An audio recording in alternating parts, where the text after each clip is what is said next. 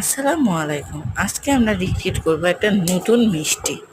এই মিষ্টিটা আম্মু সিরাজগঞ্জ থেকে এনেছিল। মিষ্টিটা আম্মু সিরাজগঞ্জ থেকে প্রায় 2 দিন আগে আনছিল। আর মিষ্টিটার নাম হচ্ছে সরদধিয়া মিষ্টি বা সন্দেশ। এই মিষ্টিটার টেস্ট অনেক ভালো মাশাআল্লাহ, কিন্তু আসলে শুকনা মিষ্টি হয় এটা আমরা খাচ্ছিলাম না। এটা কিন্তু পিওর সর দিয়ে বানিয়েছে।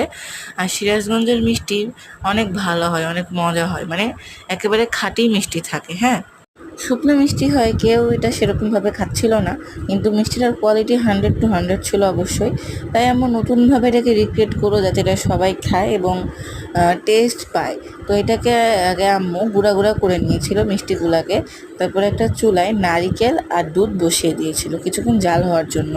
নারিকেল আর দুধ ফুটতে লাগলে এই মিষ্টিগুলো দিয়ে দিতে হবে। আমি অ্যাকচুয়ালি ক্লিপ নিতে ভুলে গেছিলাম, কারণ আজকে একটু ব্যস্ত ছিলাম, কারণ পার্কে যাব।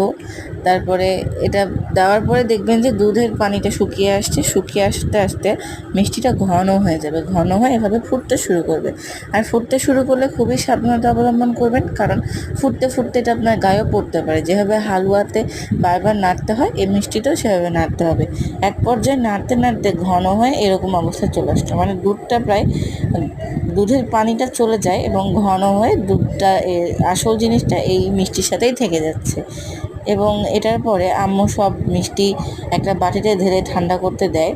আর আসলে কি, আমি ছোট থেকে আমি আমার বোন কোনো হাঁড়িতে পায়েস মিষ্টি রান্না হলে হাঁড়িটা আমরা মানে মুছে খাই, এটা আমাদের অভ্যাস, ছোটোবেলার স্মৃতি।